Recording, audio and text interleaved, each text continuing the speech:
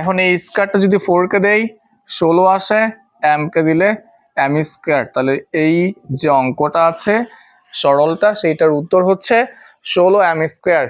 সরল থেকে আমাদের দ্বিতীয় অঙ্ক হচ্ছে 2m plus 3n minus p whole square plus 2m minus 3n plus p whole square plus 2 into 2m plus 3n minus p into 2m minus 3n plus p। এই যে রাশিটা আছে এই রাশিটার সূত্রের সাহায্যে সরল বের করতে বলছে। তো আমরা একটু আগে যখন সরল বের করলাম ঠিক সেম অ্যাপ্রোচে এই অঙ্কটা করি। প্রথমে হচ্ছে সমাধান লিখতে হবে।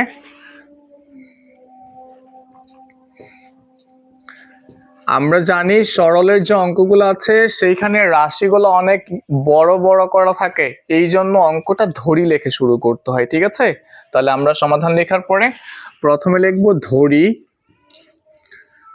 ধরি লেখার পরে আমরা এখন দেখব যে অঙ্কটাতে কোন কোন টার্মগুলো মিল আছে। ঠিক আছে, যেমন আমরা দেখতে পাচ্ছি 2m plus 3n minus p।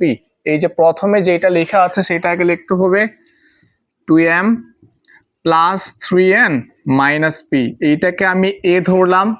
এখন 2m plus 3n minus P এটা আবার আলাদা, 2m minus 3n plus P, এখানে মাইনাস পি ছিল এখানে প্লাস পি, তাহলে এইটা যেহেতু মিলে নাই, চিহ্নগুলোও যদি উলট পালট থাকে তারপরও সেই রাশিটা মিলবে না। ঠিক আছে, তখন সেটাকেও লিখতে হবে।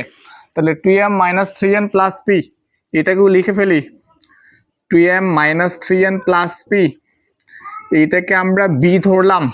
ঠিক আছে, আচ্ছা এরপরে এখন 2m plus 3n minus P এই যে ধরা হয়ে গেছে, 2m minus 3n plus P এই যে ধরা হয়ে গেছে। তার মানে পুরো অঙ্কতে যেই দুইজন ছিল তাদেরকে ধরা হয়ে গেছে, একটাকে আমরা এ ধরেছি এবং আরেকটাকে বি ধরেছি।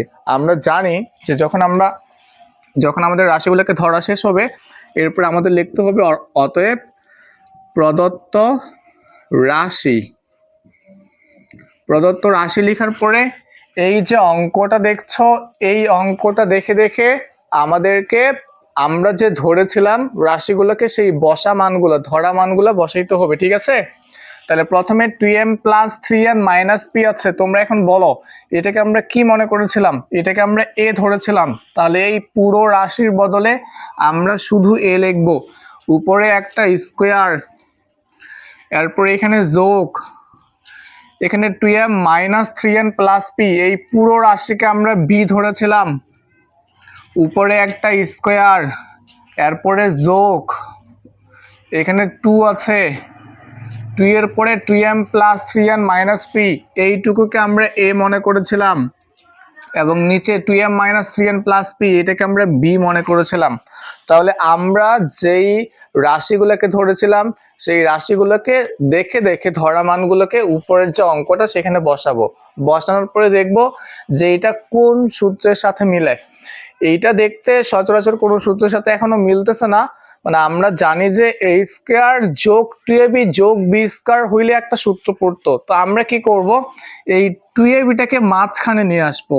তাহলে আমরা লিখবো a square plus 2ab plus b square, এই b স্কয়ারটাকে শেষে দিলাম, এর ফলে কি হইলো এটা একটা সূত্রের সাথে মিলে গেছে। এই যে দেখো a square plus 2ab plus b square এটা কোন সূত্রের সাথে মিলে যায় বলো, এটা হচ্ছে a প্লাস বি হোল স্কয়ারের সাথে মিলে যায়। তাহলে এখন আমরা এই পুরো রাশিটার বদলে লিখতে পারবো a plus B whole square. ঠিক আছে, আচ্ছা এই পর্যন্ত আসার পরে যখন আমরা সূত্র বসায় ফেলবো, সূত্র বসানোর পরে আমরা জানি আবার তখন এ বলতে আসল যেই মানটা আছে সেইটা লিখতে হবে। এ মানে হচ্ছে 2m plus 3n minus P, এটাকে দেখে দেখে লিখতে হবে 2m plus 3n minus P, এটা হচ্ছে এ, এরপরে যোগ আছে যোগ। আচ্ছা আমরা প্রথম যেই সরল করেছিলাম সেখানে মাঝখানে বিয়োগ ছিল, বিধায় পরের যে রাশিটা ছিল এই রাশিটার পদের চিহ্নগুলো পরিবর্তন হয়েছে। এখন যেহেতু মাঝখানে যোগ আছে এই জন্য বি বলতে যা যা ছিল সব একই চিহ্ন আকারে বসবে।